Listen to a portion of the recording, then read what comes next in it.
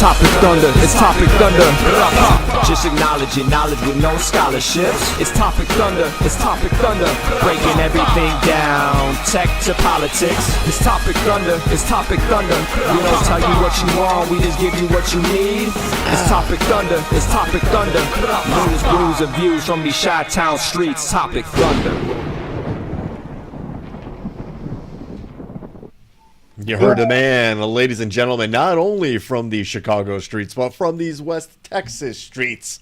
We bring you Topic Thunder. Welcome aboard the USS Rapapa. Ladies and gentlemen, my name is Brooks, that is Ben, and we are your info tenders for this very special episode of Topic Thunder. And if you were paying attention to the social media, that was posted probably way too late and not enough notice to make this anything. I did one this morning at like 7 a.m. Hello. This could very well be the last episode of this show. For We'll reasons we'll see. We'll talk about here in just a moment. But first of all, welcome in to what Ben and I have created here. We fashion ourselves as the Internet Saloon. Thus, the background and the hip, kind of cool, cozy place to kind of warm up and sit around and chat amongst friends during an oh-so important election night. Which is going to be the point of the show here. And Ben and I are going to cover the coverage of this election, and along with you, offer a safe space for everybody to talk about how they feel about this, where they think this is going to go. And we'll watch the world burn together. It's just live amongst friends, right? Mm-hmm. If you got to go with a bunch of friends. So this will be we're gonna have I have the three major networks: ABC, NBC, and CBS. I have their coverage, their live streams pulled up here that we can access. We will access throughout the night here. Hey, what's up, Candy? And we're going to talk about what they're talking about. We're going to hear from some of their guests, some of their analysts, and see what's going on. We may get some news about Georgia, North Carolina. We may have, by the end of the show, we may have an idea of where those two states may end up. Maybe not. Surely by the end of the night, I would think we will know for those two. And those two pieces, those are the first two real big shoes to drop, if you will, Brooks. I think once we get that out of the way, we're going to have a real good feeling, I think, about where this is going to end up. You're not wrong. There's also some surprises. I sent you that link to that story that caught a lot of traction about Iowa, and a surprising, very accurate poll by somebody who's been doing a really long time, not somebody who just kind of propped up out of nowhere and funded by money that nobody's sure it came from. Which is what we're kind of seeing, which was one of the reasons we started the show was, okay, let me put it like this. We had an idea for this show, right? It was just kind of be Ben and I kind of, talking about the coverage. Ben's got the three major networks. I'm going to flip between Newsmax and Fox coverage on the television here and kind of report back what they're doing here. And then we were going to be like, carry on with the show and just do, and then I was going to throw in maybe a historical perspective about this podcast, that this is episode 178, which is well over 3 years. And that doesn't even count for weeks that we took off, to much to Ryan Hansen's dismay. Right, yes, to his dismay. To be truthful with you guys, this podcast started from the ashes of something else, but also really took off at the start of the pandemic, when this particular guy was kind of isolated, and this became a vehicle to kind of talk about things, right? Yep. Connect with people. Yep. And that's how we came about the whole Internet Saloon thing, that we just wanted to make an open space, come on in. We're going to serve up conversation. If you have your own, bring it.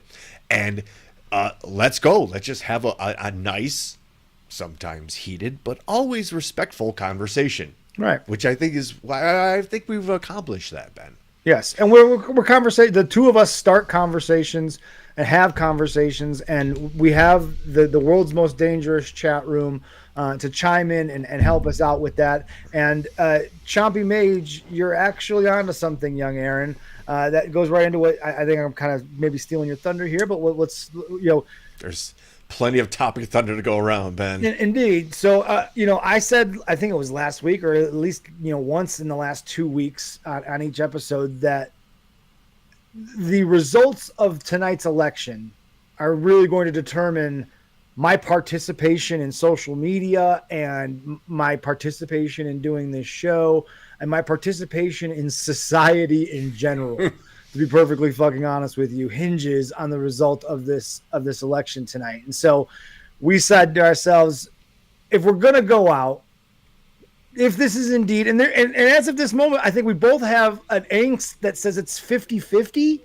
This might be our last show. I mean, at this point, I think it's very much up in the air. I could very well see this being less. And there is a feeling in the pit of my stomach that's like, I don't want it to be, but now I've put it out there. And honestly, I don't want to do this anymore in the world that is coming. I need to then turn my focus to concentrating on how to get my family out of this fucking country as fast as humanly possible and safely and securely, and finding where that is, whether that's New Zealand, whether that's Canada. I hate snow, but guess what? I hate America more than I hate snow. If you like rights, do you like basic human rights? I hate snow less than I hate living in a country that is governed by people that voted Donald Trump as president again. I just can't do it. I can't bring myself to do it. So, that's kind of the dark cloud that is hanging over this broadcast. But we didn't want it to be like that, right? Like, so if we're going to go out, we're going to go out with a bang. And so we're going to change up the format a little bit. And not only that, Brooks, let's just get into this because it's important. We've got to get into the drinks, right? I mean, if we're gonna do this, it is a staple of the show. It's Stoney McGee's favorite part of the show, and he doesn't drink, so this is great. Ben, this whole thing was marinating with me today, so I took the trip to the liquor store today and said hello to my friends, and there was one thing on the shelf that just said, "That's it," and it's the show favorite. Yes, Ninja versus Unicorn. Excellent. From our good friends at Pipeworks Brewery. The best can of beer you've ever seen, and damn near, we'll skip past that stuff, damn near one of the tastiest ones that you'll ever have, Aaron, not until you're 21. But holy smokes, folks, that is a beer. That is the way you kind of kick off this. So, Brooks, you're not the only one drinking tonight. What? Yeah, what? This is not. Did I just open this prematurely? Did I just have premature ovulation? Normally, I'm drinking on some maybe a strawberry flavored sparkling water, right? Sweetened sparkling water or something along those lines. Maybe even a coffee, maybe a hot chocolate in the middle of summer. I've been known to do that, but not tonight, my friend. Not tonight. Uh-oh. When we were talking and discussing what the new format of the show was going to be, and that we were wanting to go out with a different feel and we wanted to have fun tonight, wanted to have fun with this, I said at 6:11, about an hour ago, I said, I'm going to the gas station and I'm going to find me something to get my drink on. Uh-oh. So in this bag. Brown paper bag. That is a brown paper bag. It is a brown paper bag. So I walk into the Tootin' Totem just up the road from me. Yes, fucking love it. They have a walk-in. They have a walk-in cooler, beer cooler, and everything, right? And of course, I'm looking for Pabst Blue Ribbon. I'm knowing there's a 99.9% chance they do not have it. They did not have it. Okay. So then, all right, what are my options? Right? What are my options? And I'm like, God. If I'm gonna do this, I'm gonna do the shittiest beer possible in honor of my boy Billy Wack. I'm gonna find the shittiest beer that I can. Mickey's Malt, boy. gross. Ugh. Oh, Dad. Ooh, Mickey's bad. That's beyond desperate. I knew a guy, one of my best friends.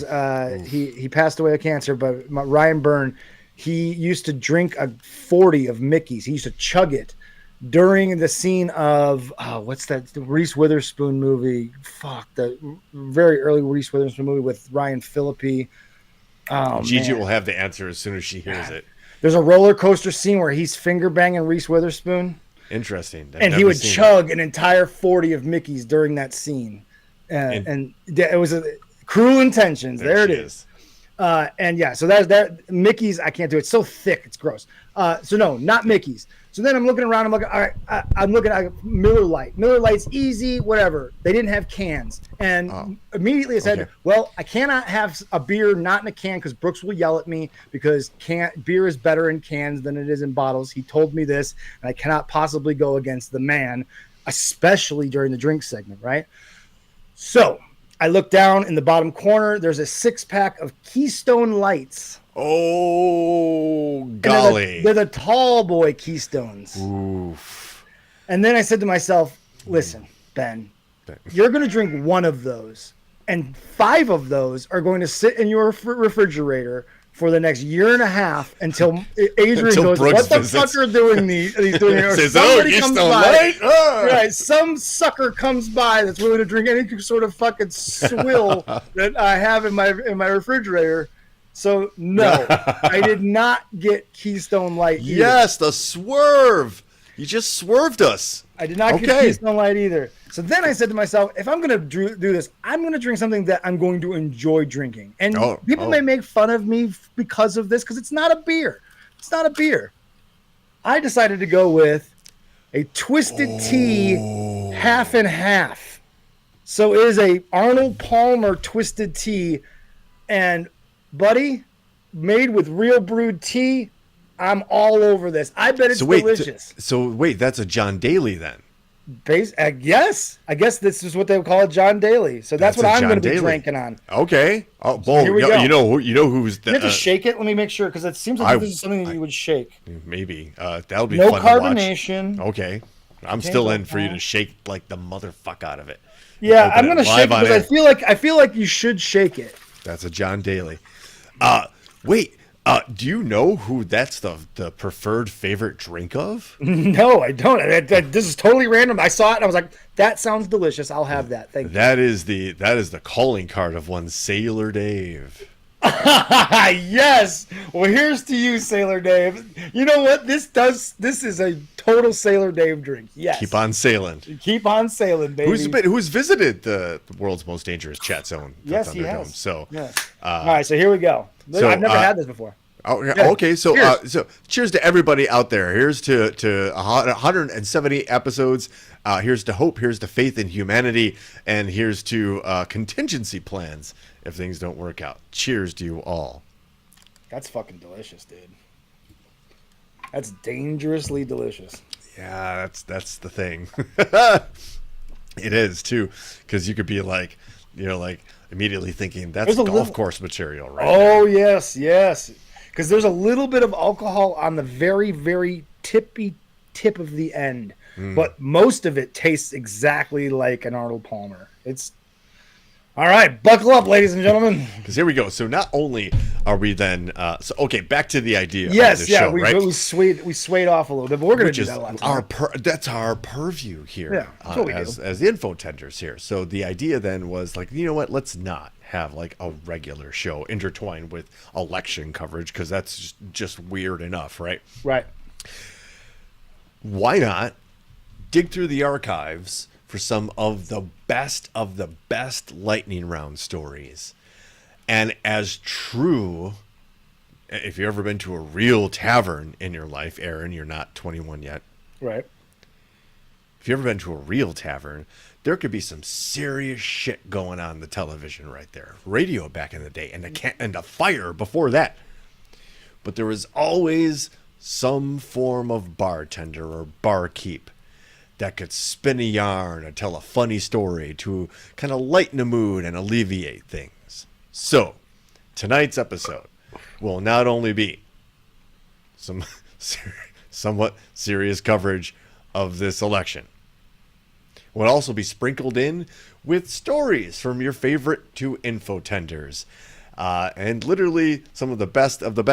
And Ben, I know I purposely sent you like a grant, like your last story is your, like, that's a finale story. So whatever you do, like you can, however many of these we run through, that last story I sent you, The very last one, the Guardian story. Yes, that one is getting in no matter what. Yes, we'll shoehorn that bitch in no matter what. Yeah. That's finale stuff. Yeah. I also have a finale story. The last yarn will spin here in the Internet Saloon.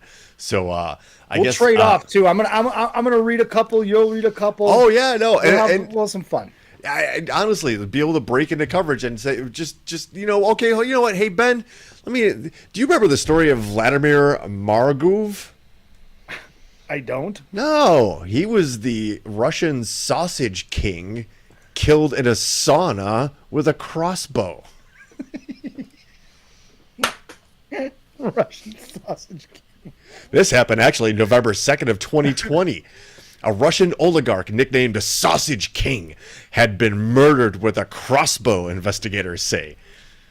He and his partner were in an outdoor sauna cabin when they were attacked, reportedly by two masked assailants. The woman managed to escape through the window and call police. Detectives found the body of Mr. Maragov, who owns some of Russia's largest meat processing plants, in the sauna with a crossbow next to it. You remember that? I believe that story might have been actually on the first ever Topic Thunder show. That's so great. I dug through the archives. That's so great.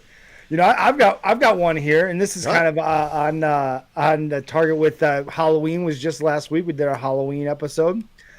This one's from the archives.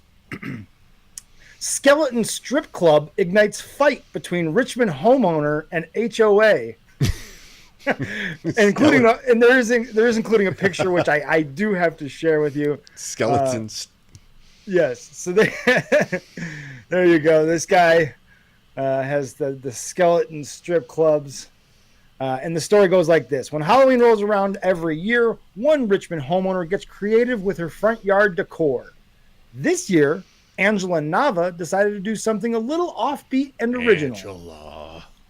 She came up with the idea of creating a Halloween display featuring a nightclub called the Candy Shop, filled with pole dancing skeletons. Quote, this year has been, this is from 2020, by the way. This year has really been such a hard year. Yes, it has. Yes. Amen, so with the sister. Halloween, yeah. So with the Halloween decorations, I thought, let's have a little bit of fun. Every night, let's add somebody to the candy shop and have a little fun. Nava didn't think her creative Halloween concept would ever cause a stir with neighbors because it's all in, quote, good fun. Everybody in my section of the neighborhood has been very supportive. I do have a few haters, Nava said. We have to respectfully agree to disagree. For me, this is just a great creative outlet, end quote. Ben, just to let you know, I'm looking. Yeah. They're doing a map. I'm looking at Newsmax right now. They have Pennsylvania and Michigan blue.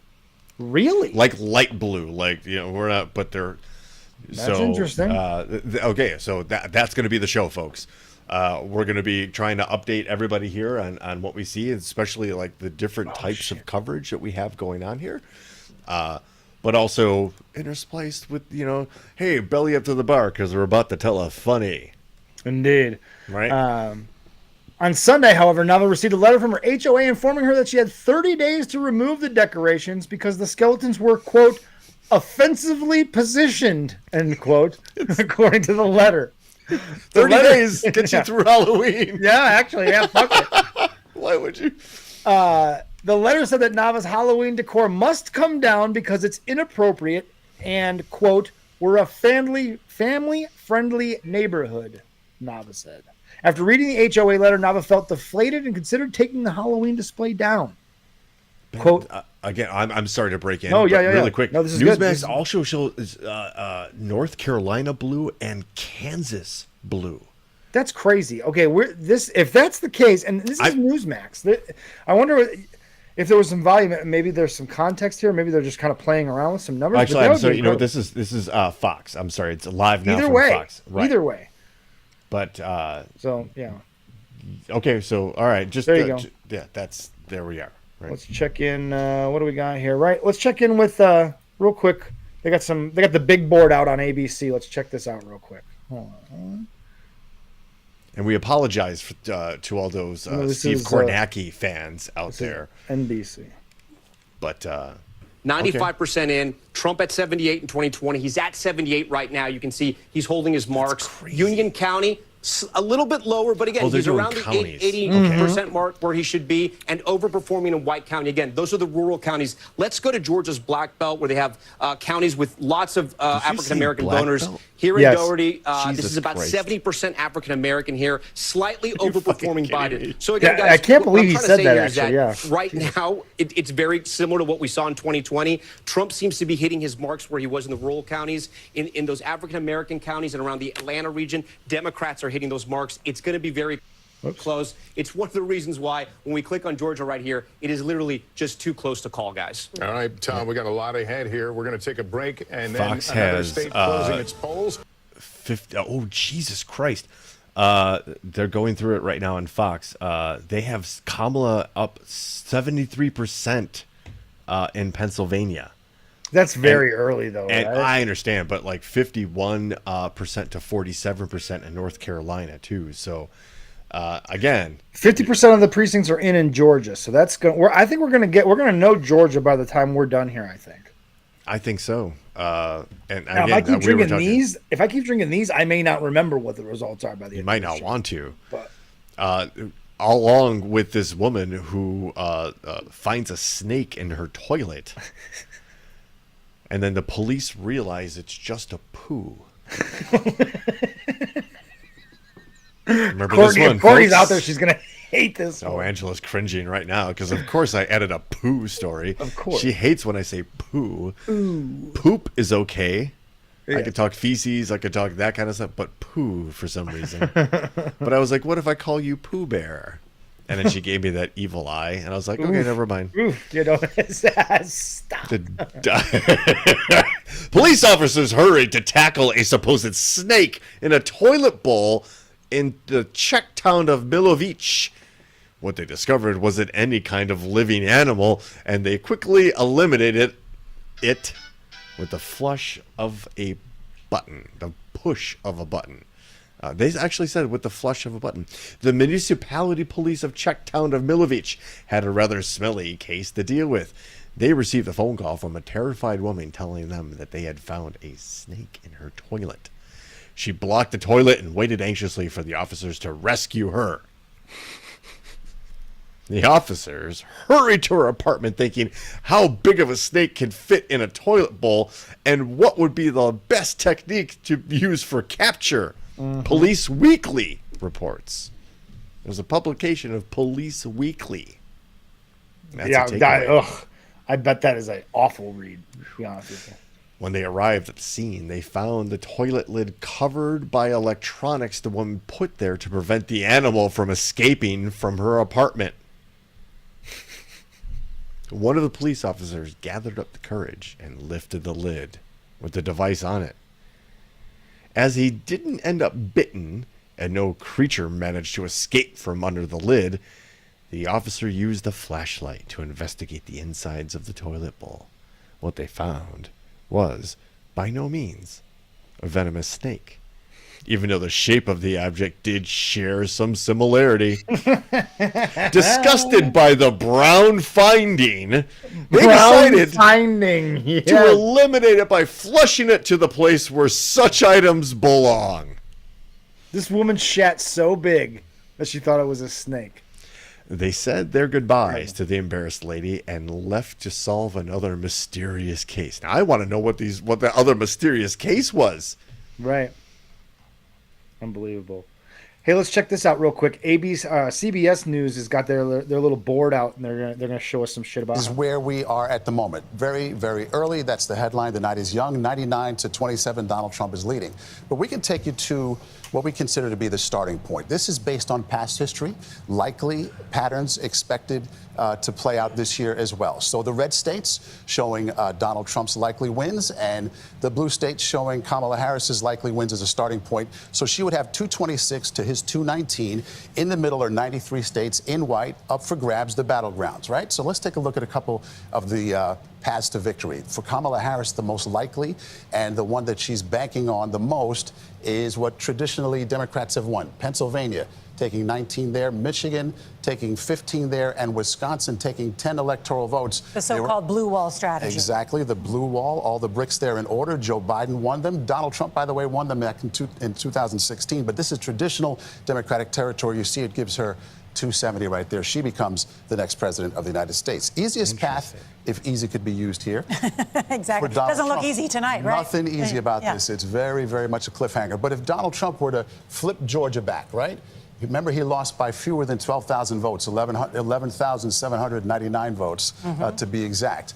If he were to flip Georgia back into the red column, and then North Carolina, 16 more electoral votes there, and to hold on to that, he won that one by 75,000 back in 2020.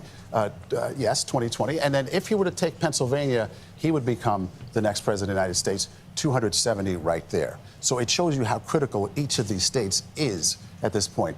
Pennsylvania just closed. If that were to go the other way, you know, that takes it right out of his hands. And now he has to go elsewhere to find votes. And that would be, say, Arizona and Nevada. Does that bring him closer? Closer, but not yet. 251, a long way. He'd have to go into one of the blue walls and take one of those bricks out of that. He'd need at least 15. Whoops, sorry, 15. He'd get it right there. It's such and cool call that 266. He'd still need one more state. He'd still need to get to Wisconsin. It really is, to get over the top. So you can see how critical Pennsylvania, North Carolina, Georgia, they all are to both candidates. Yeah, Brooks, I said this before in the group chat with Lockport Joe. I think I said this in the chat. If not, I said it when we were talking before the show started. I think it comes down to Georgia.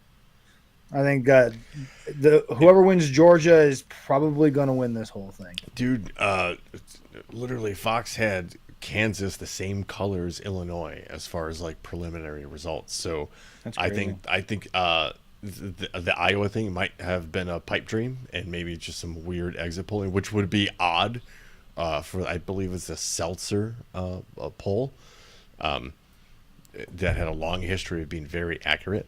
But I think like there are people like literally still in line in some of these places, right? Even though polls may have closed on the Eastern Seaboard, if you're in line, they literally come out. There are election judges that come out and say, okay, polls are closed. Everybody from this point, if you're in line now, you can vote. Those lines are still moving through. Right. I told you again in that famous chat exclusive, but very. I had some errands to run both Saturday and Sunday here in the city, and I saw lines outside of public libraries to vote for early voting. Gigi and I voted by mail, so our ballots came to us. Had a great opportunity. Thanks to WTTW and WBEZ here locally for providing some really excellent links and information to provide context to some of these votes, especially the down ballot votes. Really a great job of not only providing... Jim Jordan is projected to win again. That's terrible. I mean, what? He hasn't actually produced or passed or legislated He's a terrible one piece human being. Of one bill. He's never authored an entire bill himself. And on top of the fact that he's just an awful person. Looks like Matt Gaetz is going to also win his election. That's also bananas. There's going to be that shit, right? It's the big game that we have to watch here. Yeah. They're right now. I saw the same thing though, Brooks. When I think I mentioned this on last week's show. You know, I early voted, and I saw the lines were fairly long for most of the early voting here in Texas, at least here in town, and it was very diverse. It was extremely diverse. It was not easy to say who everyone in line was voting for. So sure. I mean, look, it. If this becomes the most votes ever cast in an election in this nation's history, okay, then democracy's working. And whether you agree with the choice of the masses or not, that's democracy. Yeah. Literally. No, I get it. So you might not like it. And that's when it comes to the choice of, do you want to participate in it any longer? And if there's an option to opt out, I'm going to find the way to opt out of this fucking experiment. And it could be a rough couple of decades if this trajectory continues. And let's just say the Project 2025 thing is their actual manifesto. Like, we again covered extensively in the show, but if that's the manifesto, this is history repeating itself. And those of us who know, either you learned in school, Arkansas and paid attention. Being projected for Donald Trump breaking. Technically, right now it's 105 to 27, according to ABC News. I just lost money. But in all honesty, for those of us that have personal experience with the last World War and the atrocities therein, personal disclosure and whatever. My mom was born in a Nazi refugee POW camp, right? She spent her first 5 years in that camp, and then her family, my grandparents, came to this country, and the promise of this country that they can at least be able to be who they are, practice whatever faith or political belief that they have without any type of government interference or hostilities, harassment, or incarceration or deportation. Right? So these things are precious and dear to me in ways that, like, it might not be for folks who are just like, well, it just is what it is. Right. And, I had been told these stories. I've visited Auschwitz. I've seen what happens when you allow these people who have these beliefs, you give them ultimate power. That's what's on the line here, right? Here we have Newsmax has Trump up 55% to 44%, a lead of about 370,000 votes. North Carolina, they have Harris 50 to 49%. A lot, very, very early. There's like 380,000 votes in for each side on that one. But again, if North Carolina's in play, that's another one of those states that like sneaks in and provides those votes to Electoral College. That's important stuff right there. And nobody would have ever thought 2 years ago that North Carolina might be in play to be a blue voting state. Yeah, no. How about this blast from the past, Brooks, from February 21st, 2021. Holy shit. From our friends at the edinburghnews.scotsman.com. Edinburgh woman bit off man's tongue in street brawl before seagull swooped down and ate it.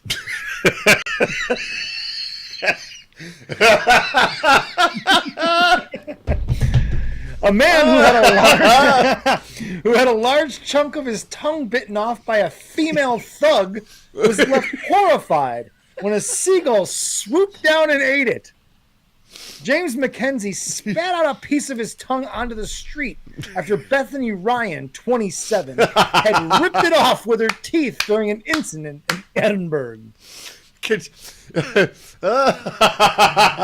gull then flew down and grabbed the mussel, making off before the injured man could retrieve it.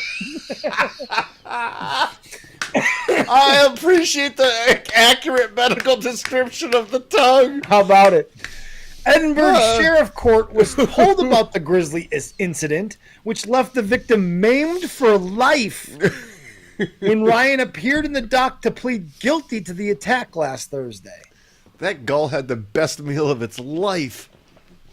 Prosecutor Susan Dixon said the pair clashed as they passed each other on Lath Walk at around 8 p.m. on August 1st, 2019.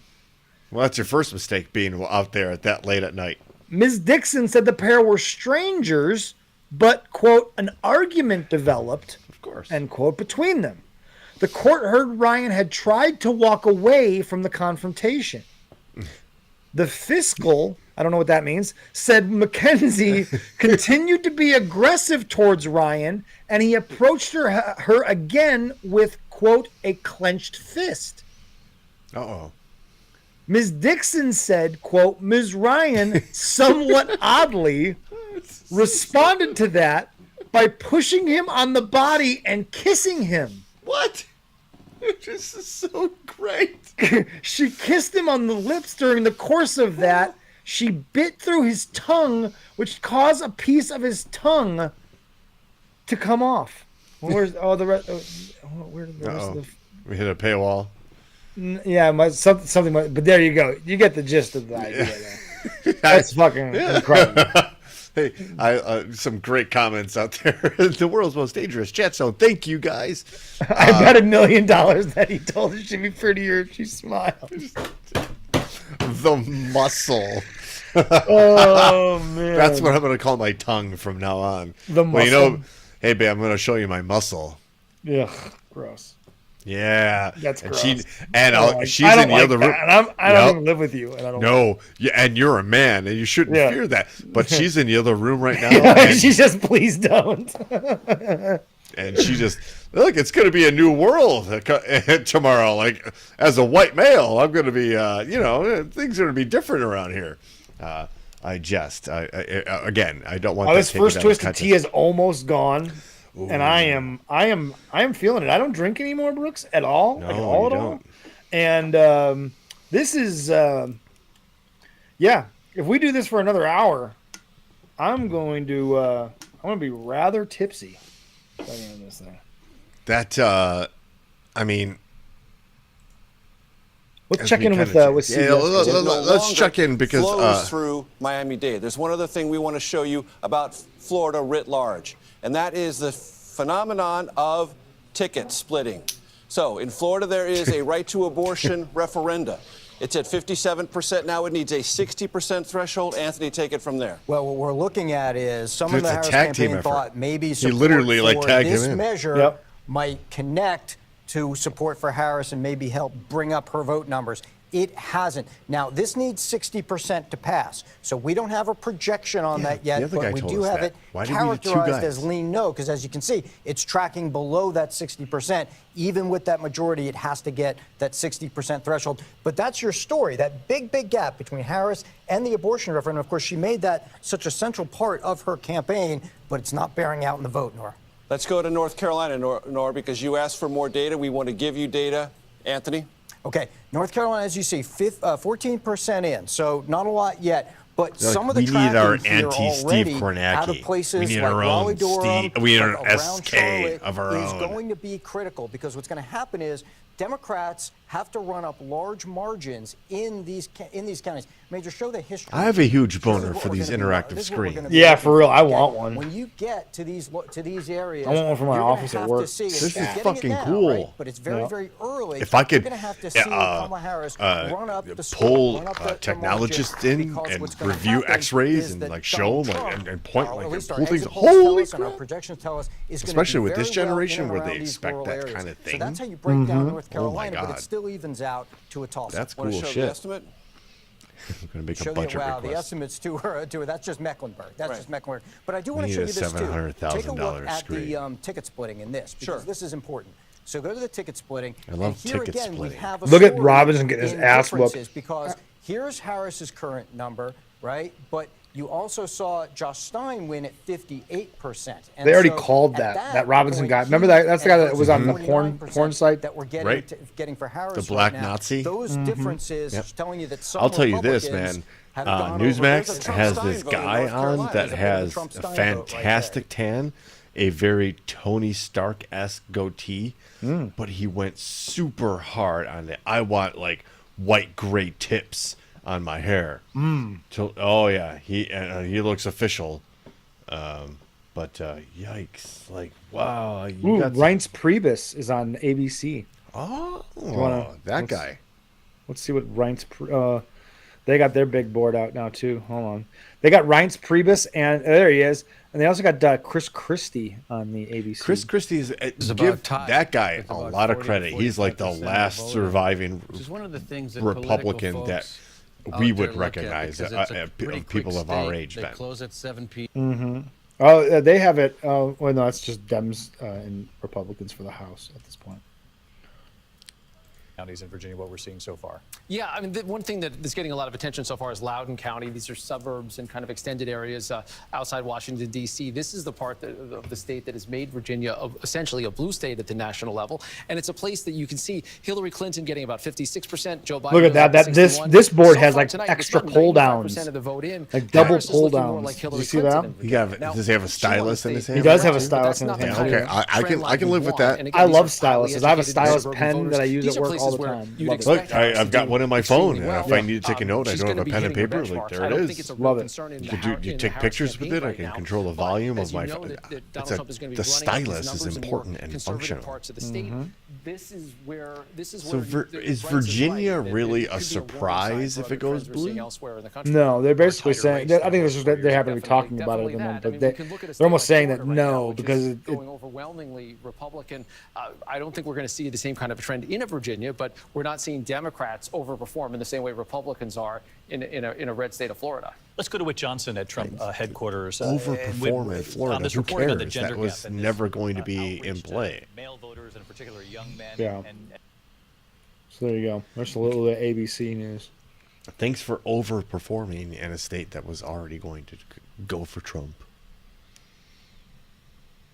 But okay, so you got a headline? Do I? Shit. Ben, a man in China claiming to be a Taoist master was offering breast implants with mind control and witchcraft has authorities worried. Yeah, you would think authorities should be worried about such a thing. You might be on the radar. Want to pay attention to that. This was published way back in March of 2021. Yeah. And oh no, they're asking me for literally yen or US dollars. So I'll read as much as I can before that fades away. It's more about the headline anyway. Oh yeah. Let me repeat the headline then. Because apparently Aunt Chris was not totally wrapping her head around what you just said. A man in China claiming to be a Taoist master was offering breast implants with mind control and witchcraft has authorities worried. The middle-aged man calls himself the Gao Master and claims he can make people smarter by blowing air into their head.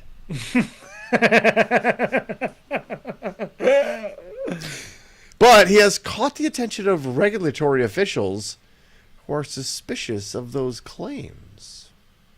A man in northern China who claims to be able to use mind control to enhance the size of women's breasts may be in hot water after releasing a video of himself using his powers on 27 women simultaneously.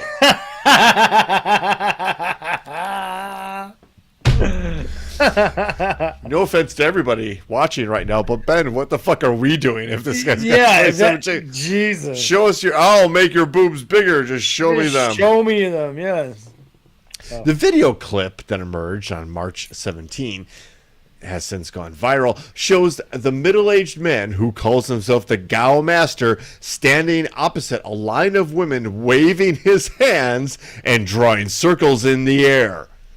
After walking past all 27 women, the man, who says he is a master of Taoism, claimed they would have larger breasts.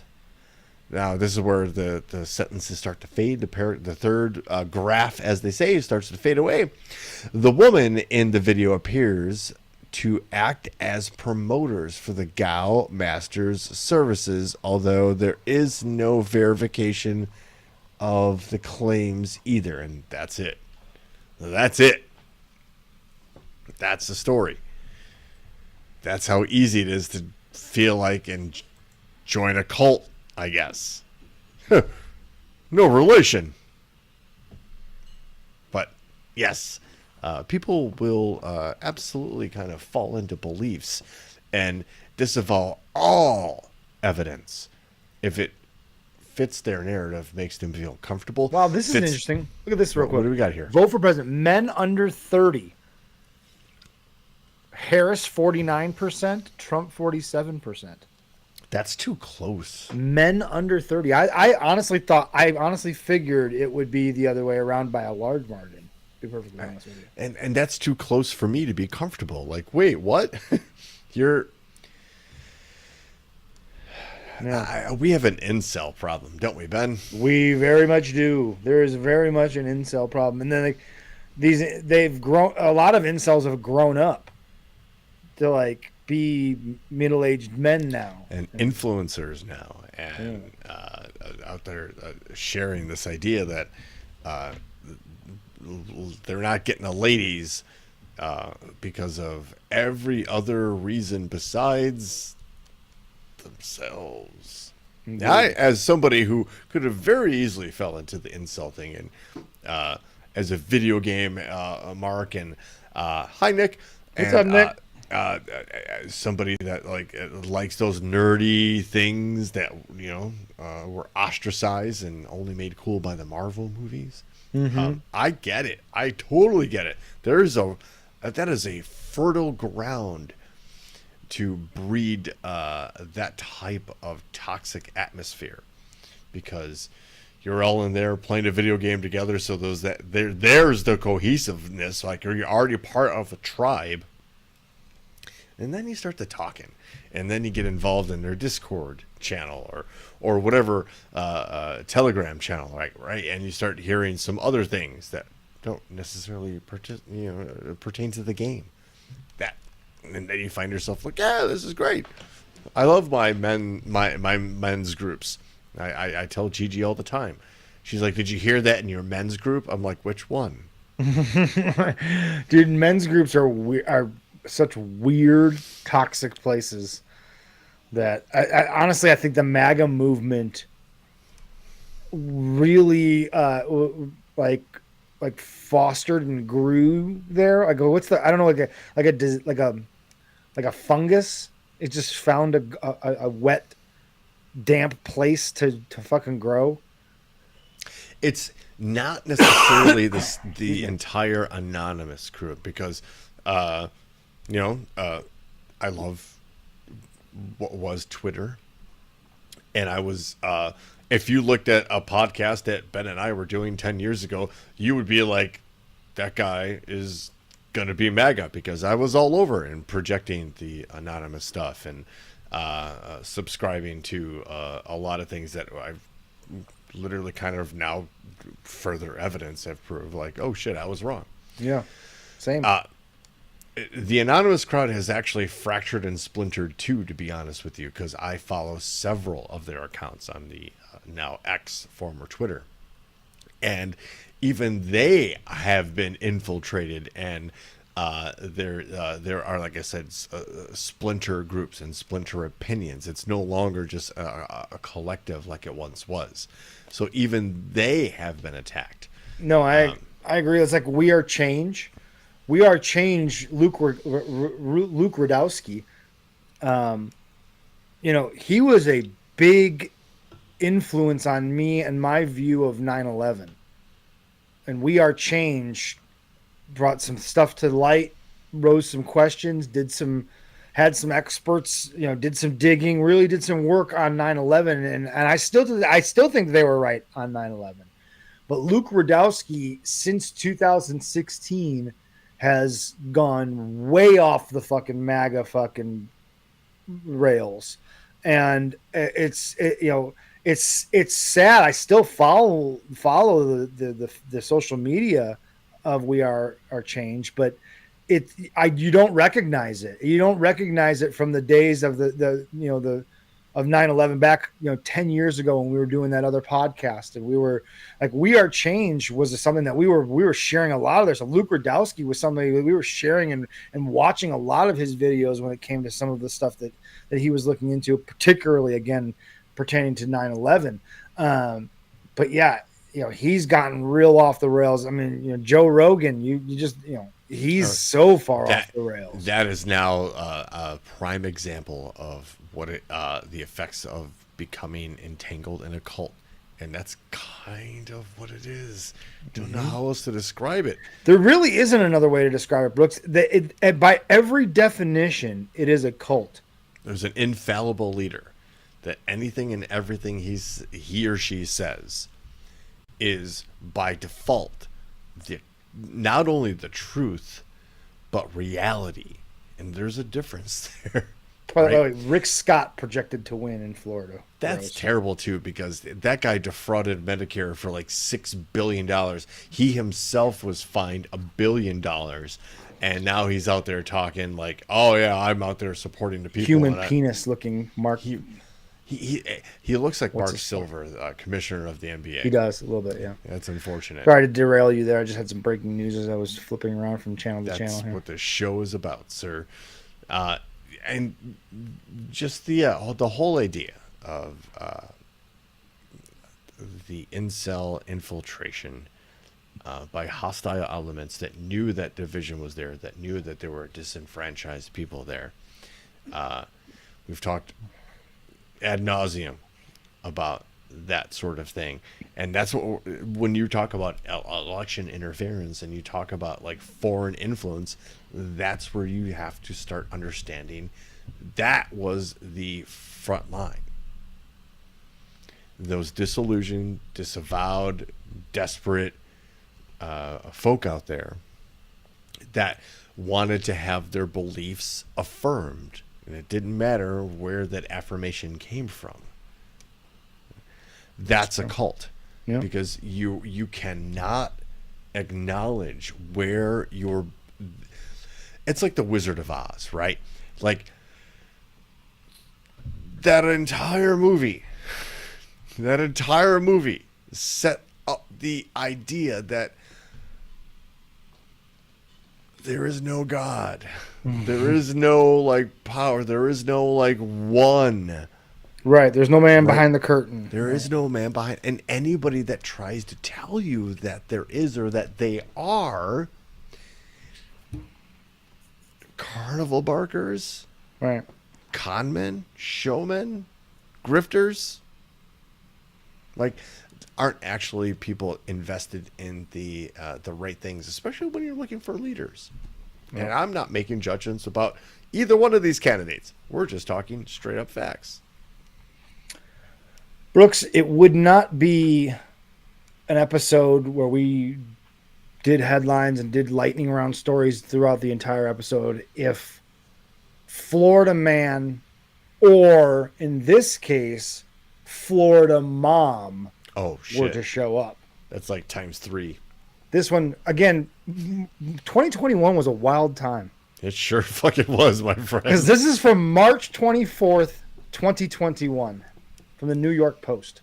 Quote, or headline, Florida mom shows up to school wearing boxing glove, comma, fights student.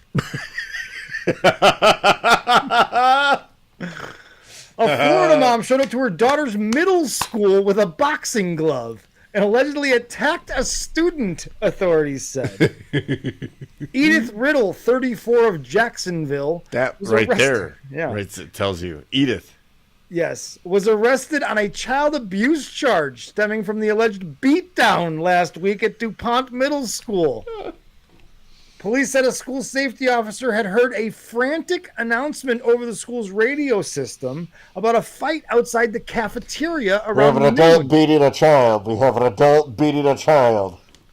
When the officer got there, he found Riddle in a physical altercation with a female student. Wait, with one glove? Thank you, Choppy Man. Just the same thing. Wait, one glove? Hold on. Riddle had been on campus for a meeting with the vice principal and her daughter, cops said.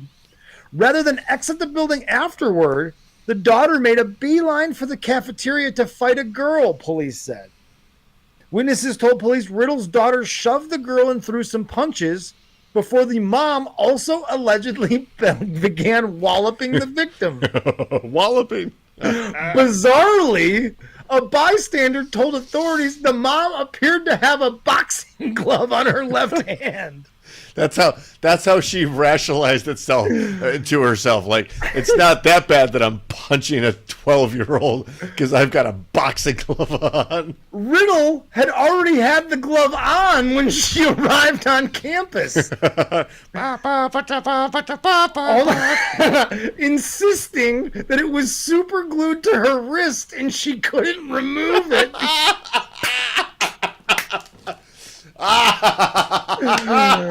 The girl suffered bruises to her knees and forearms, authorities said. She was later taken to a hospital for a follow-up evaluation. Knees and forearms? You weren't even punching her in the face. You're punching her. Well, I'm sure she was. Officer, I can't take this glove off. It's super glued to my wrist. So I've decided to punch this child with it because I don't know what else to do.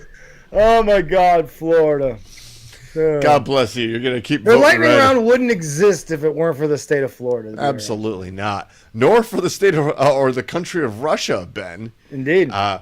We'll take you back to the magical days of May of 2021. Again? Yes. February, March, April, May, man. What a crazy time. Again, I was just going through the archives, literally going right? When a 224-pound Russian woman reportedly killed her husband with her buttocks. A 224-pound Russian woman faces some heavy-duty justice for sitting on her husband and strangling him to death with her massive buttocks during a boozy dispute, a report said. Tatiana... That's it. That'll take you back. Yes. Tatiana O. allegedly refused to let Adar go as he begged forgiveness. The East to West News reported. Adar's daughter saw him pinned face down on the bed and ran to seek help from neighbors in the Russian city of Novosibirsk, something or other. According to the news outlet. A female neighbor who arrived reportedly decided the couple were in the midst of a domestic dispute and left. Could you imagine? Like somebody like trying to suffocate somebody with their butt, and you're like, you know what? That's their thing. Hey, well, I'm not one to get involved, right? Nope. Sounds very Russian. Tatiana said she was merely wanting to calm her hubby down after the couple had been drinking.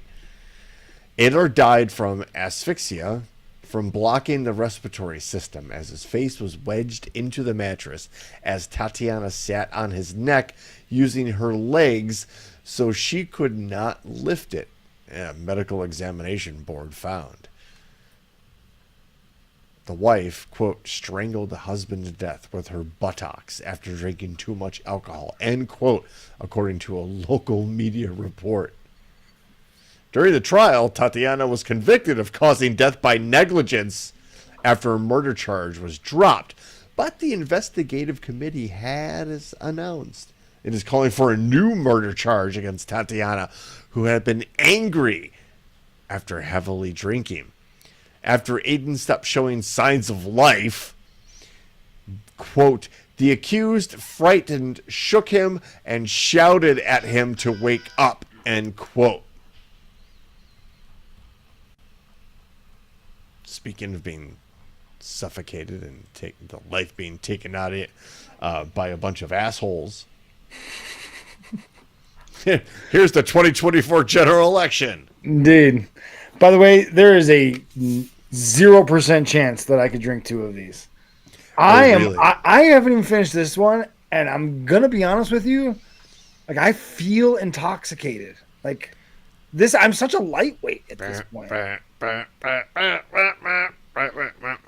It's Anthony. This is tasty as shit, but man, I'm already dangerous. I don't. Two of those, I would fall asleep in this chair right here. Happy goes with that, Adrian. Indeed, yeah. Nobody wants that. I got another headline for you here. Oh, do you? We don't really have anything. There's really nothing else going on. All three channels I got here. I'm slurring already. Yeah. See. Yeah. He is. It's kind of cute, isn't it? Yeah. Welcome to the party, pal. Indeed. Hold on. Let me get another sip in here. Speaking of, can I get a shout out to Gigi and ask her to bring me another beer, please? After tonight, I won't have to say please. It'll be a threat on your life. All right. But I'm being generous, and according to the current laws. Brooks, from ScienceAlert.com. Hit me. Scientists have described a dinosaur's butthole in exquisite detail. Exquisite detail, you say. Hold on, there's a picture. I wish I could have taken a picture of Gigi in the face that I got. There is the butthole in question.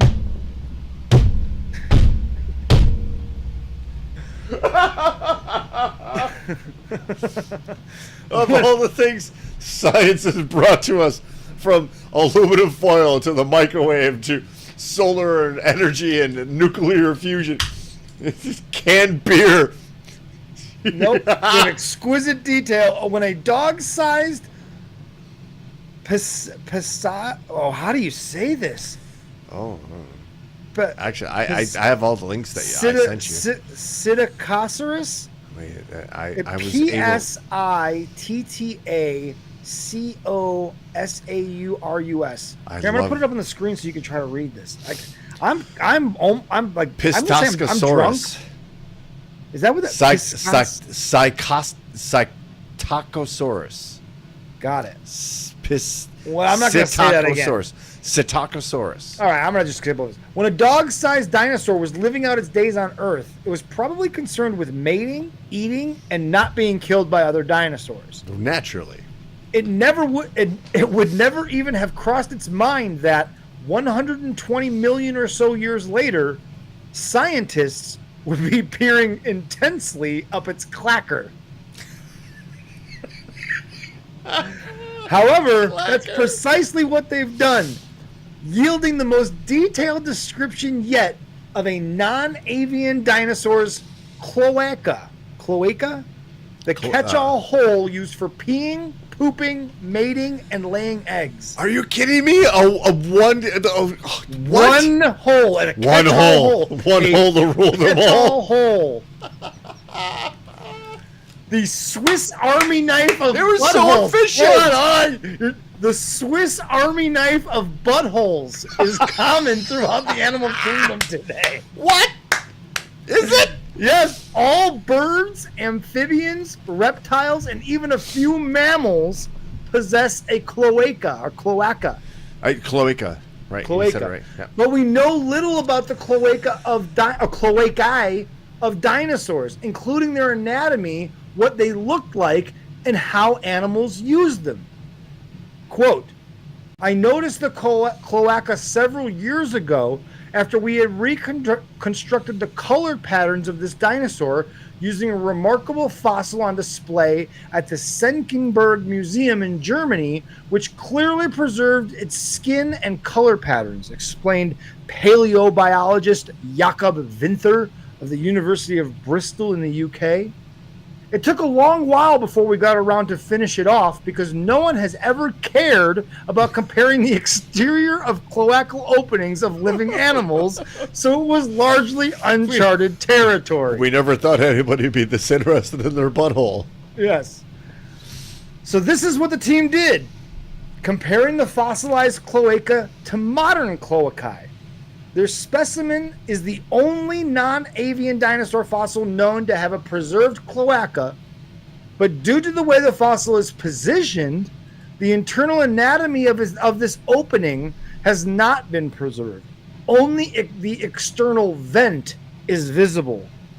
This means there was a lot of information the researchers couldn't gauge. Quote, we found the vent does look different in many different groups of tetrapods, but in most cases it doesn't tell you much about the animal's sex, said an anatomist and animal reproductive system expert Diane Kelly of the University of Massachusetts Amherst. That sounds like a great drinking partner right there. So unbelievable. We move on from dinosaur buttholes. Dinosaur buttholes, yes. To a butthole of the United States. And I'm talking about Florida. From our friends at The Independent. A woman rescued naked from storm drain pipe in Florida saved again from a Texas sewer. Jesus. A 43-year-old woman who was found naked in a storm drain in Florida after having been missing for 3 weeks has been rescued from another sewer system in Texas. According to CBS 12, Lindsay Kennedy climbed out of a 6-foot drain pipe on Saturday. That's just what you do on Saturdays. Right. And was transported to a local hospital for treatment. The woman's family told the broadcaster that Miss Kennedy was at a facility in Texas before she wandered off and became lost. What kind of facility was Miss Kennedy at? Police launched a search for Miss Kennedy. But when authorities located and approached her, she slipped into a nearby storm drain, the outlet said. The woman's family used her cell phone to track her last location and launch a search in the underground tunnels, dropping bags of food and Gatorade to help her survive.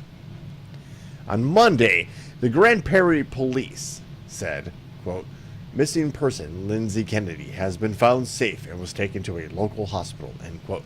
In March, Miss Kennedy found herself in a similar situation after being rescued from a storm drain in Florida by firefighters after she had been reported missing for 3 weeks. Delray Beach Police Fire Rescue spokesperson Dana Moskela confirmed that the 43-year-old had been found naked, covered in dirt by rescuers. Miss Kennedy said she had been in the drain for 3 weeks. She, quote, she was lucky. I don't know how much longer she would have been okay down there, end quote.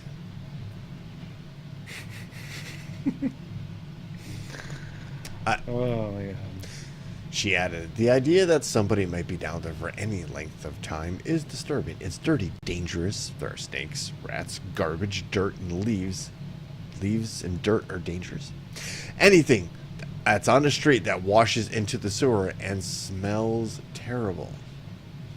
Oh, and by the way, there's an entire underground community of unhoused people forming their own society and community and economy that also might be either danger or refuge for a person such as.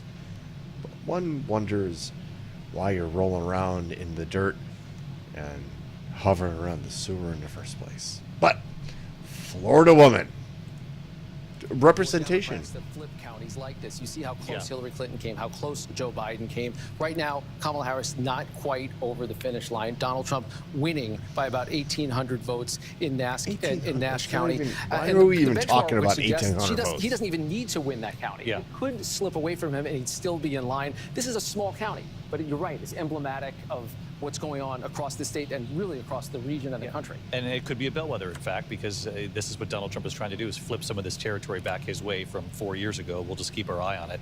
I want to take this out to Byron Pitts because he's in Asheville tonight. And Byron, there was a lot of concern, obviously, over the victims of Hurricane Helene and whether or not they would be able to vote in both campaigns, saying that they Newsmax still did has like what they saw on the ground. Harris over Trump in Kansas. Interesting. Of all places, too. It's NBC's. Let's see what NBC's got going on here.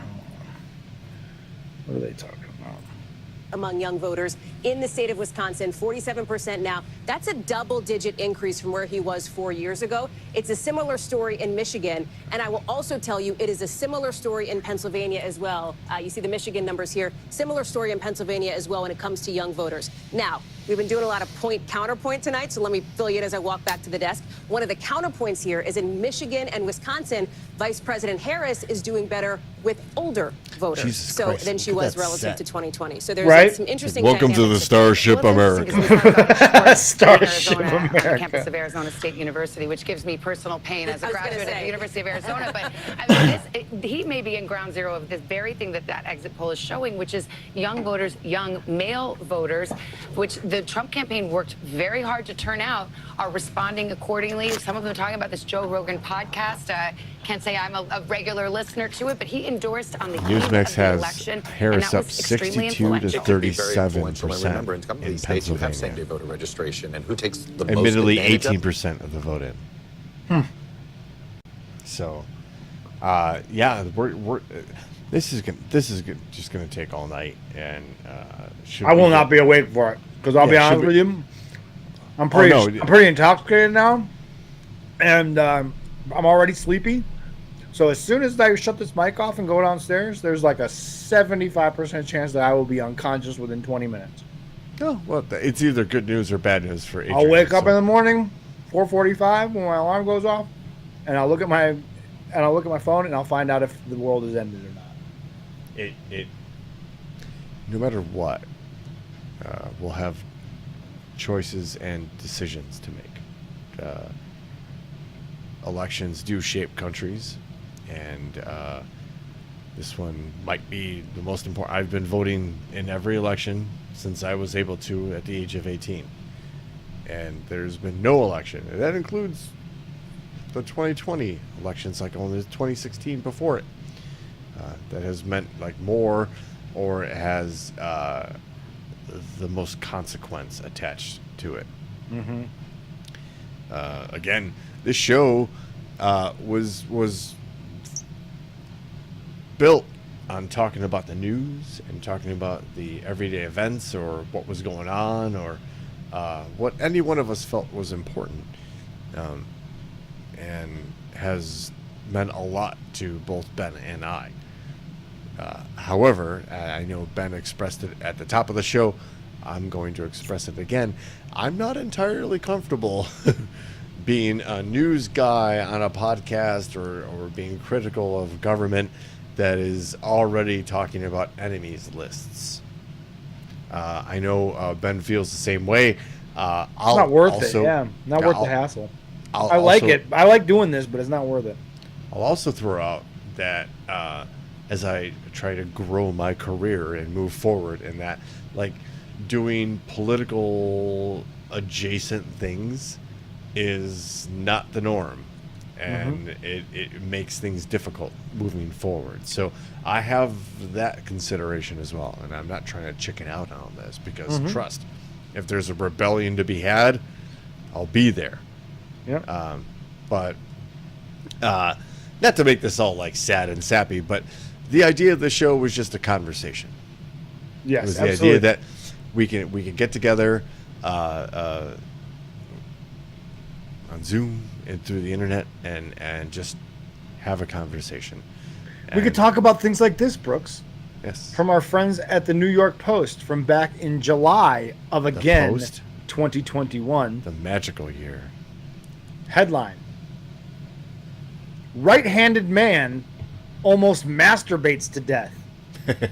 Medical case study. Well, what else are you supposed to do? This fellow. Speaking of incels. Yeah, exactly. This fellow redefined mind-blowing sex after he suffered a life-threatening stroke while repeatedly masturbating. Now, medical experts are saying he's lucky he escaped the ultimate unhappy ending. The unnamed, quote, 51-year-old right-handed man. I don't know why we have to. Like, it's like an X-Files character. He's the right-handed man. The 51-year-old right-handed man from Japan, admittedly. It rhymes. Yeah, the right-handed man from Japan. Yes. admittedly enjoyed pleasuring himself several times a day, according to the new case study published in the medical journal of Stroke and Cerebrovascular Diseases. Where they had it right, at least with the stroke, Journal of right? Stroke, right? I mean, come on. However, one explosive self-love session went awry when, after climaxing, the serial stroker was struck down by thunderclap headaches and severe vomiting. Coming to a Super Wrestlers episode. Yeah, right? Thunderclap. Unnerved by the unsexy symptoms, the man rushed himself to Nagoya City University Hospital, where he was found to have low blood pressure and confusion, two telltale signs of cerebrovascular accident, according to the medical case study. Emergency medical technicians suspected he had a stroke while stroking.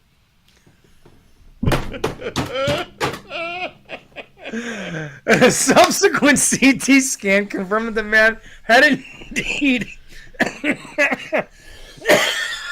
Oh yeah, there it is. Ben's about to stroke out here. I know it's gonna be the greatest episode of Topic Thunder ever because Ben's gonna die on the show. Holy shit! Oh my god. Are you okay? Oh man. Prior case studies have reported that sex, including the autoerotic variety, was the immediate preceding activity before a ruptured aneurysm in up to 14% of patients. Just don't do it. The risk of death by sex-induced stroke can be compounded by taking cocaine or Viagra before the act. Why did you should have told me that sooner. The man survived his near-fatal orgasm ordeal and was released from the hospital within 2 weeks in That's the name excellent of condition. an album. Near-fatal orgasm ordeal. So there you go. Right-handed man from Japan.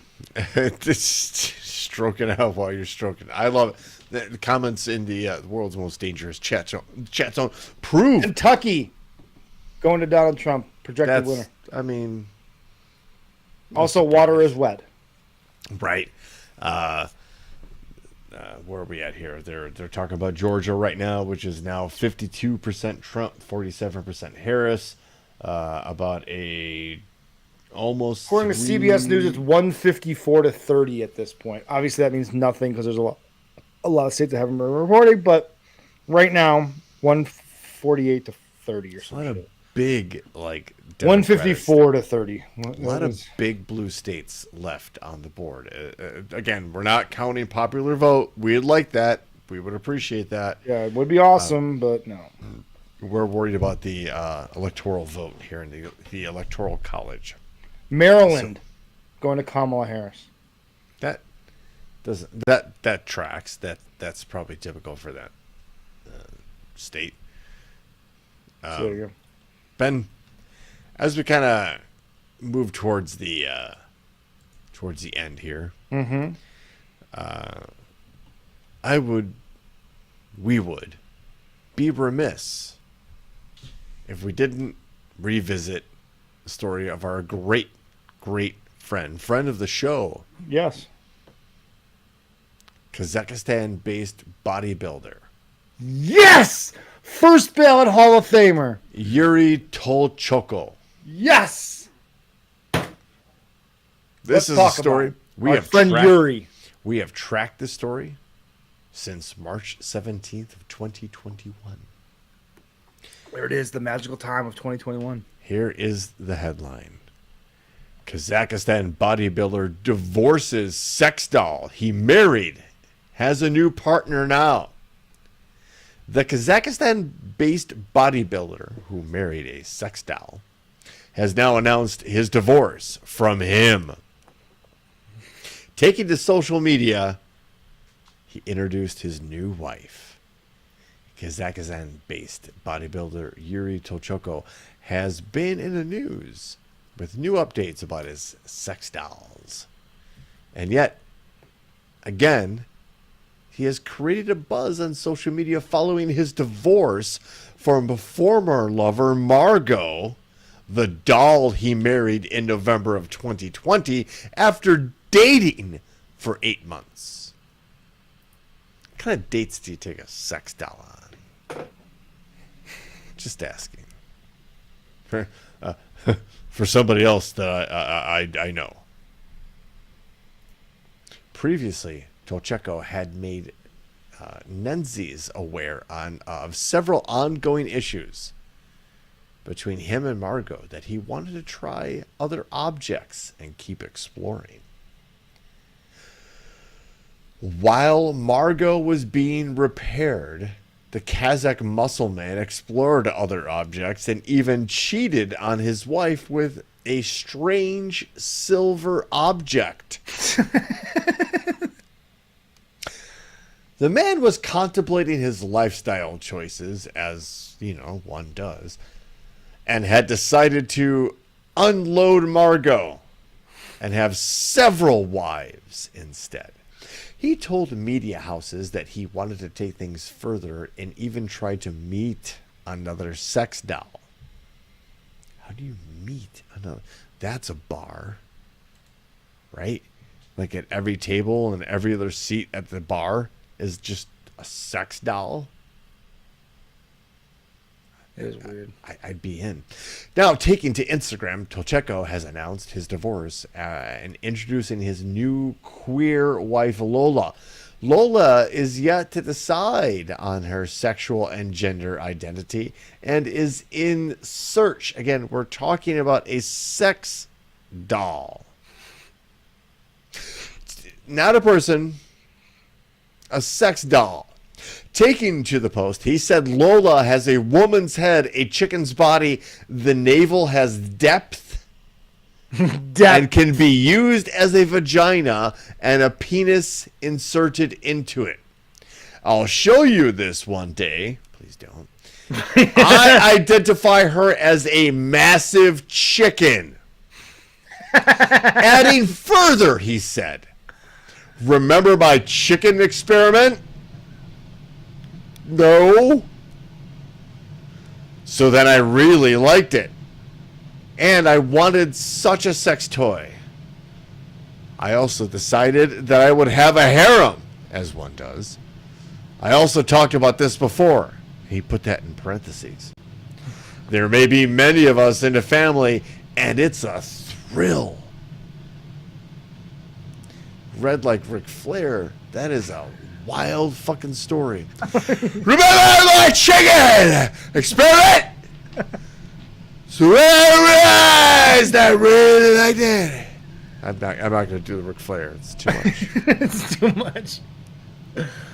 Oh my god. After a few months, he had revealed that he is considering two options: another sex doll, or experimenting with a big chicken toy.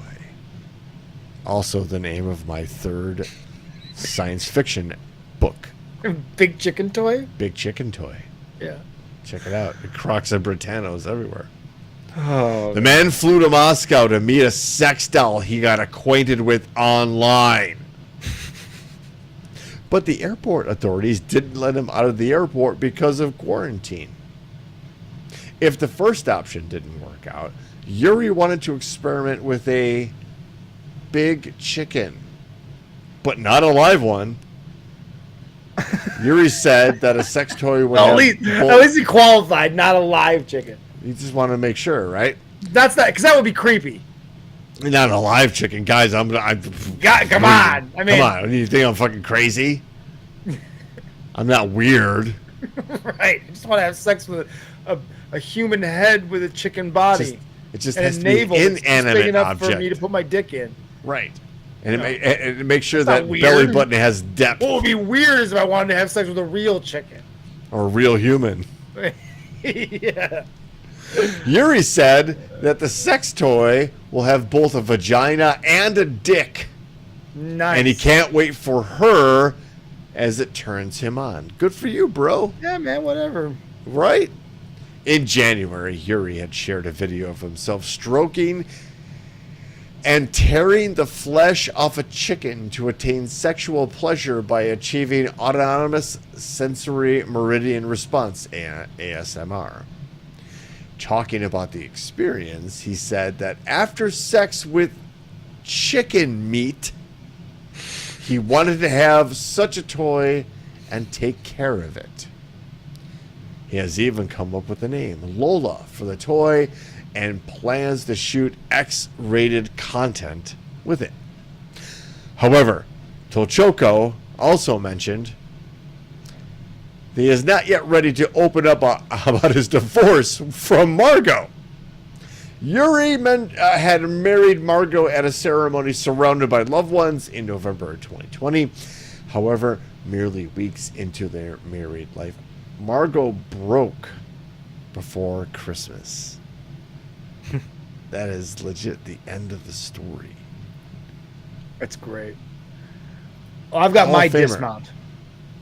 Yes. I've got my dismount for the evening. And let's do this. So this comes to us from The Guardian, all the way from the beautiful island of New Zealand. Oh. Headline: New Zealand Council ends contract with Wizard after 2 decades of service. Ian Brackenberry Chanel was paid $16,000 a year to provide, quote, acts of wizardry for the city of Christchurch. Fuck and yeah, man. There is Come on. A picture of this gentleman, which I feel compelled to share with the class. Sure, please. Because he looks exactly the way that you would guess a man that is being paid to be a wizard would look like. I am so close that you are very close. I am pursuing this. Yes, I am pursuing if you grew your hair out a little bit longer and wore a pointy hat like that, you could also be a wizard and get paid by a town in a city in. I want a government paycheck for, and it states for wizardry services. I'll give you one guess what year this story came from. 2021? Yes, October 2021. Some fucked up shit. We were broadcasting here. The official Wizard of New Zealand, perhaps the only state-appointed wizard in the world, has been cast from the public payroll, spelling the end to a 23-year legacy. The wizard, whose real name is Ian Brackenberry Chanel, 88. 88? Yes. All right, so he's an accomplished wizard. Yes. He had been contracted to Christchurch City Council for the past 2 decades to promote the city through, quote, acts of wizardry and other wizard-like services, end quote. At a cost of $16,000 a year. That's pennies on a dollar, Ben. Pennies on a dollar. He has been paid a total of $368,000. The wizard, every penny? who was born in England, began performing acts of wizardry and entertainment in public spaces shortly after his arriving in New Zealand in 1976. As one does. When the council originally tried to stop him, the public protested. Sure, because he cast a spell on them. In 1982, the New Zealand Art Gallery Directors Association said he had become a living work of art. He totally cast a spell. His wizardry powers are real. And then in 1990, the Prime Minister at the time, Mike Moore, asked that he consider becoming the Wizard of New Zealand. Shit. Come on. It's a goddamn crime that he's not the wizard of the world at this point. Quote, I am concerned that your wizardry is not at the disposal of the entire nation, Moore wrote. I suggest, therefore, that you should urgently consider my suggestion that you become the Wizard of New Zealand, Antarctica, and relevant offshore areas. Antarctica? No doubt there will be implications in the area of spells, blessings, curses, and other supernatural matters that are beyond the competence of the mere prime ministers. In all honesty, you will be attacked by goblin kings. Since then, he has performed in Christchurch, rain danced in New Zealand and Australia during droughts, and was awarded the Queen's Service Medal in 2009. That all sounds like what you pay for when you buy a cruise. Like, however, it's not all rainbows and fucking babies. What happens to the wizard? He has also encountered controversy with off-color comments about women. Oh, well, I mean, of course, right? I mean, in an April screening of Channel 3's comedy current affairs show New Zealand Today, hosted by Guy Williams, the wizard said he liked to tease women by telling them that they were devious and said, quote, they use cunning to get men who are thick, end quote. Quote, I love women. I forgive them all the time. I've never struck one yet. Wait, the all-time quotes. You know, wait, I forgive them all the time. Wait, for what? I've never struck one yet. That's a separate... But I forgive them all the time. Meaning, like I look at you, we're passing in the hall at work. The quote only gets better, sir. Oh, shit. Never strike a woman because they bruise too easily in the first thing. And they'll tell the neighbors and their friends, and then you're in big trouble.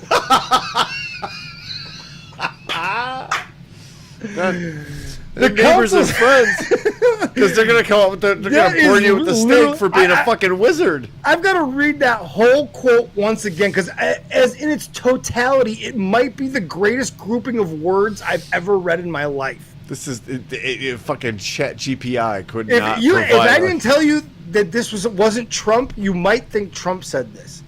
Quote, I love women. I forgive them all the time. I've never struck one yet.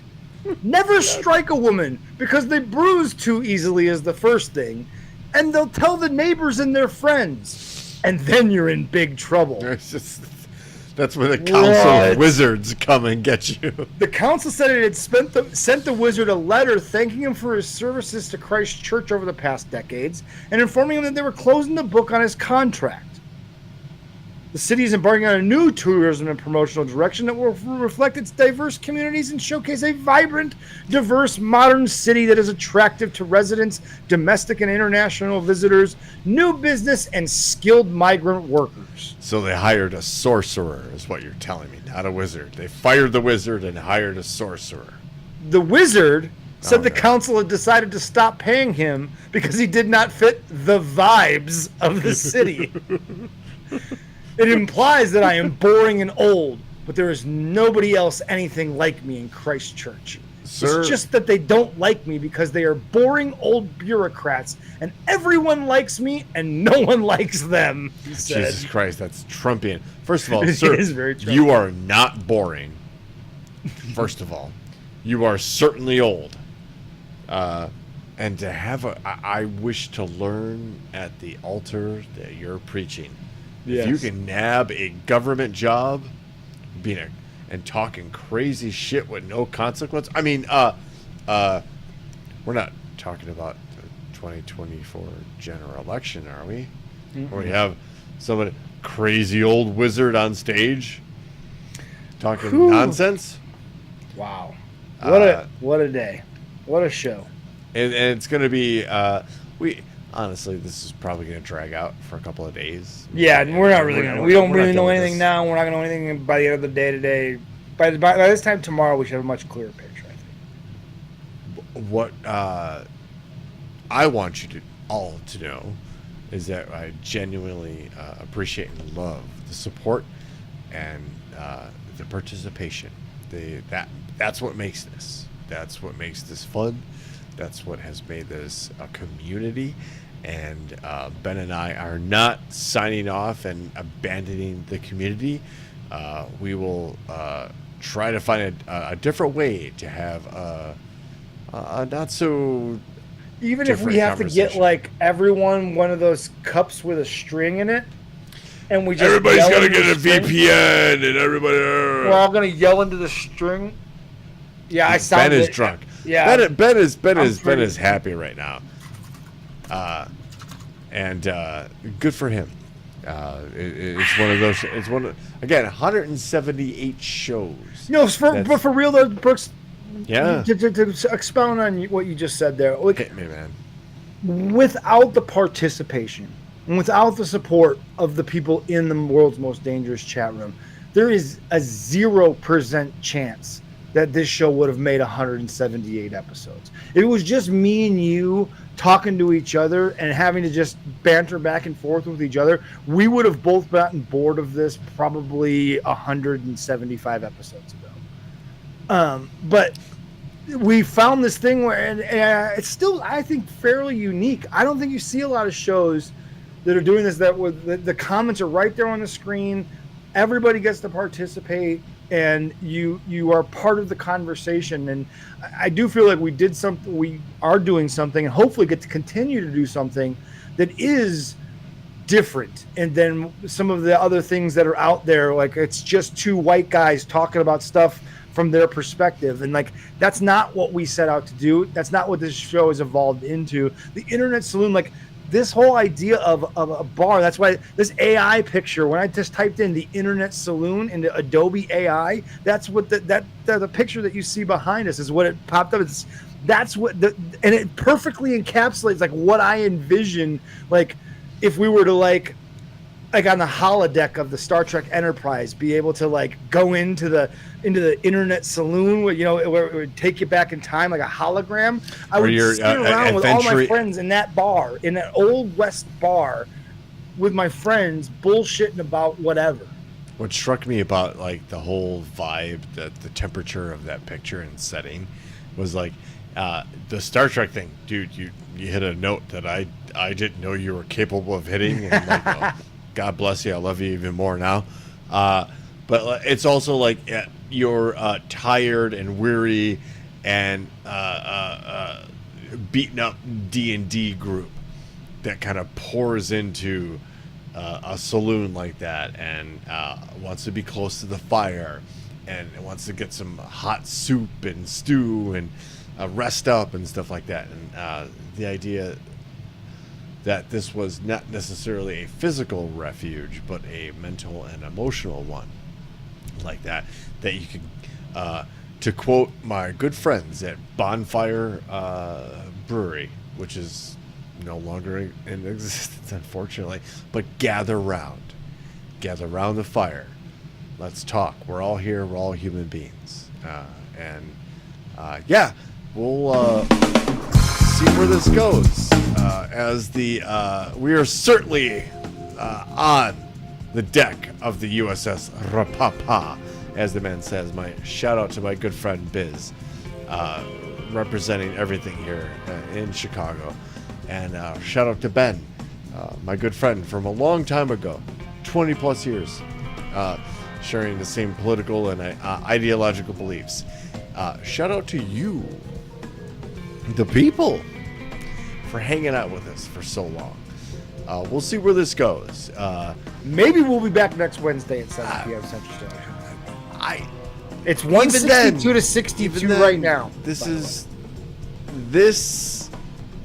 can change, and this is ripe to evolve. And again, it's nothing without you guys. So from the bottom of our hearts, you guys are the show. You guys have been the show. Thank you. Thank you so much.